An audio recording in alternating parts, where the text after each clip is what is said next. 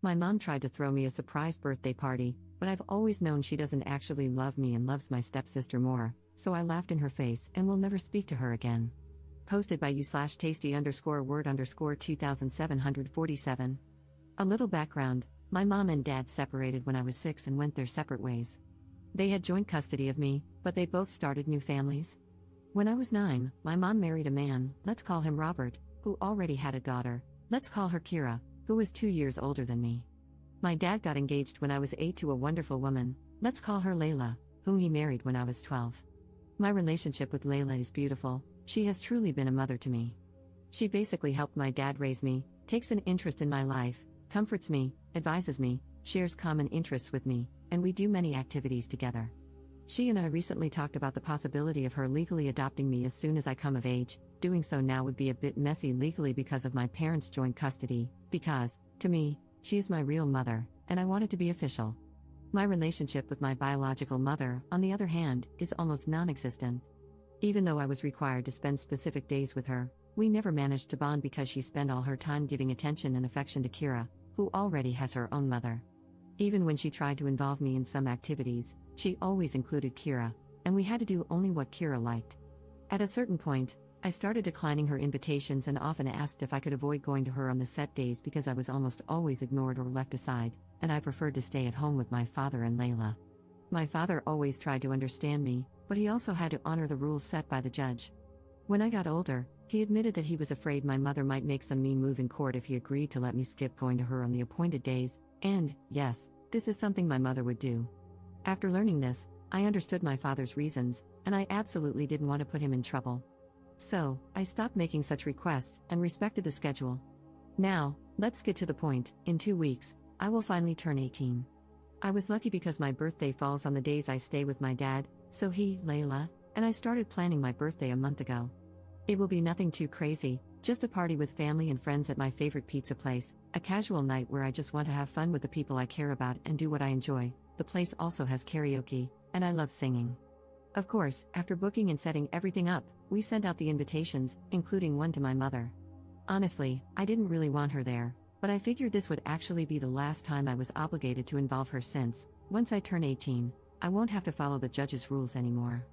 We sent out the invitations 2 days ago and have already received almost all the responses, allowing us to finalize the exact number to confirm with the pizza place. The only thing missing was my mother, who saw the text but did not respond. I told my father that I wouldn't insist. If she didn't respond, it meant she didn't want to come, and I was fine with that. I think my father was also a little relieved by the idea. Even though he didn't say it openly, I could see it on his face.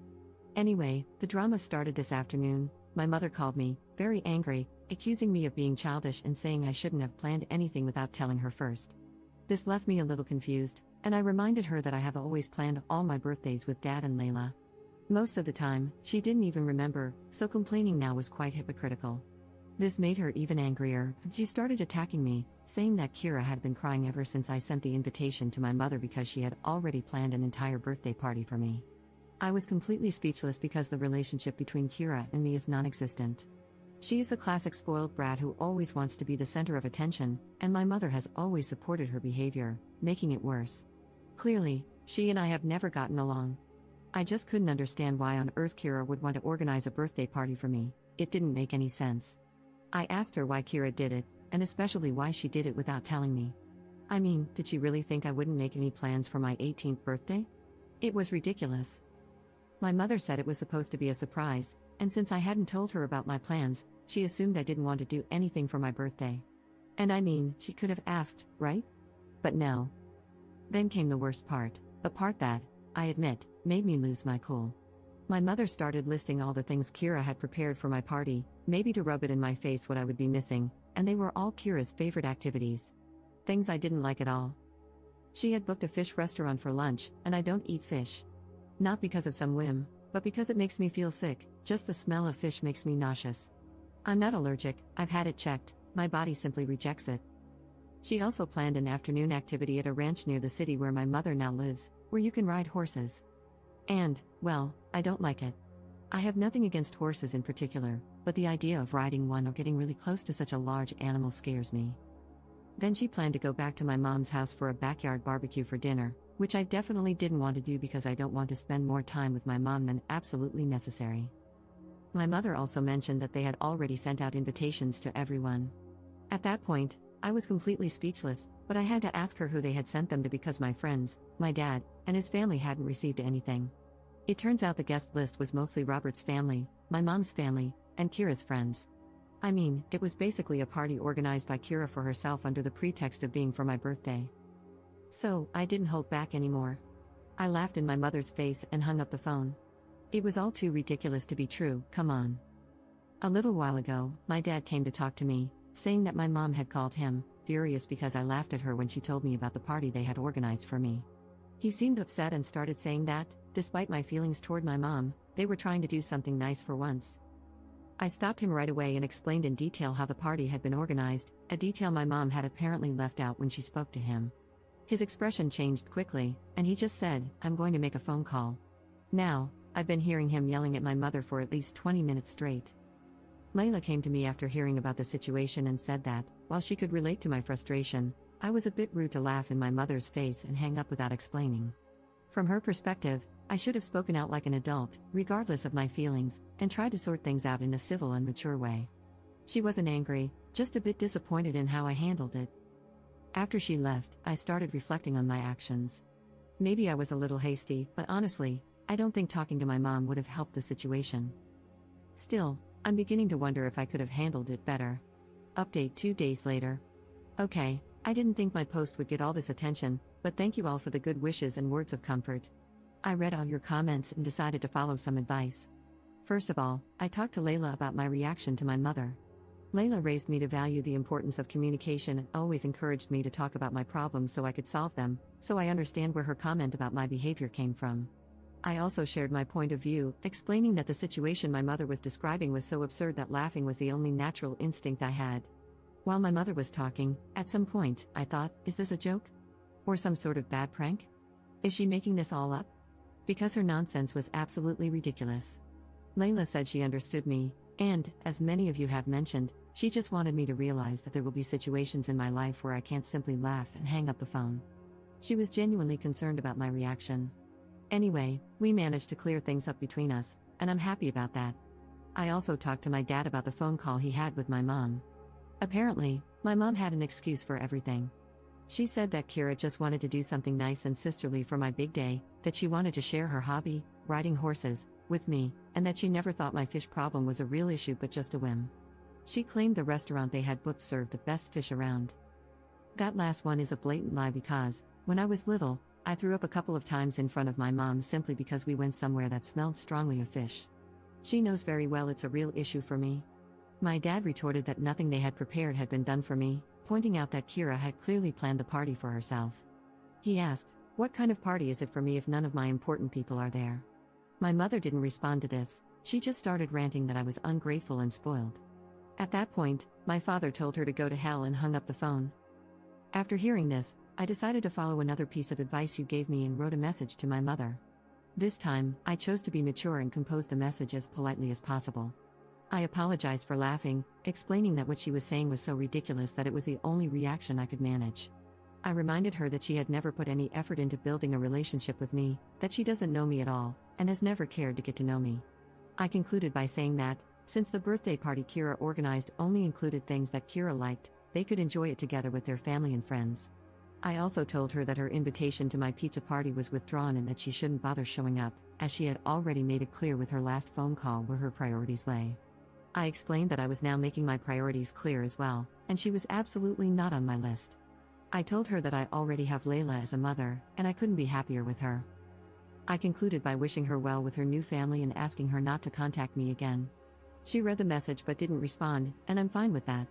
If she were to respond, I'm sure it would just be more complaints about me being ungrateful and spoiled. I know that talking to her is useless, she either wouldn't understand or would pretend not to understand. However, clarifying things once and for all has brought closure to the situation, at least on my side. I feel a sense of resolution, and I thank you all for that. I probably would have just given up and ended contact with her after my 18th birthday without saying anything, but your comments helped me realize that a firm, definitive end was necessary. For those who asked how my mom could throw me a surprise party when I wasn't with her, my dad asked her the same question, along with asking how she could possibly think he wouldn't throw me an 18th birthday party. He took that a bit personally, lol. She explained that they had planned for Robert to come get me on the morning of my birthday, explain the situation to Dad and Layla, and then take me to her house under some pretense. Honestly, I don't know how they thought that would work. I would have flat out refused to go to my mother's if it wasn't one of our scheduled days, no matter what excuse they came up with. Most of all, I would never have left Layla and Dad to go to my mom's on my 18th birthday. It might have been different if my mother and I had a good relationship, but that was definitely not the case. In all of this, the only person I don't feel like blaming is Robert. We never had a close relationship, but he was always polite to me when we lived under the same roof. He even cleared out his study so I could have a permanent room at his house when I stayed with my mother. We didn't develop any kind of stepdaughter-stepfather bond, but he always tried to be kind to me, so I don't hold him responsible for any of this. It's likely that he genuinely thinks the party is for me. We don't know each other well enough for him to know my tastes unless my mother told him, though I highly doubt she did. Luckily, I didn't leave anything of mine at my mother's house either. All my belongings are permanently at my father's house. Usually, I would pack a suitcase with the things I needed for the days I stayed at my mother's and then bring everything back with me when I returned to my father's. I never felt comfortable leaving anything there because Robert's family and Kira's friends came over often, and I didn't want to risk leaving anything of mine out in the open for strangers. Well, that's it for now. I hope my mom respects my wish to go no contact and doesn't bother me anymore. I'd also like to bring up the adoption conversation with Layla after the holidays. She seemed really happy when we first talked about it. Thanks again, everyone, for your kind words and advice. Your insights have helped me better manage the situation. I can understand that I'm still a little immature, but I feel this experience has helped me grow a bit and see the issue from different perspectives. Wishing you all the best. Second update 12 days later. Since many people were asking for an update, here I am. My birthday was yesterday. We celebrated at the pizza place as planned, and we had a lot of fun. Sorry to disappoint those hoping my mom would show up and make a scene, but luckily, nothing like that happened. However, it seems some drama did happen at her house. A few days after I posted the first update, Robert called my dad. I wasn't there, so from here on, I'll just share what my dad told me. My mom didn't tell Robert about our argument or the fact that I wasn't going to the party Kira organized. Instead, she told him that the plans had changed and that Robert wouldn't have to pick me up on my birthday because my dad was supposedly driving me to her house. I don't know what she hoped to achieve by lying like that, but my mother's mind works in mysterious ways. Robert didn't realize it was all a lie until he picked up my mom's phone and read the last message I had sent her. At that point, confused and realizing something wasn't right, he decided to call my dad to find out what was going on and if he was really supposed to drive me to her house. My dad told him everything, what had happened, why I had sent that message to my mom, why I wouldn't be attending the party, and that no, he wasn't accompanying me to her house. He also let him know that my mom had lied to him. Robert apologized for how things had turned out and said he genuinely believed the party was for me. He had no idea Kira had planned everything and specifically chosen things I wouldn't enjoy. He also mentioned he would take care of it and asked my dad to say goodbye to me. A few hours later, my mom called me, but I rejected the call and permanently blocked her number. I don't want to hear anything more about her or her drama. I wasn't sure what happened between her and Robert that prompted her to call me again after days of silence, and after I told her not to contact me anymore, but I had a guess. My mom doesn't work, she left her job after I was born and never went back.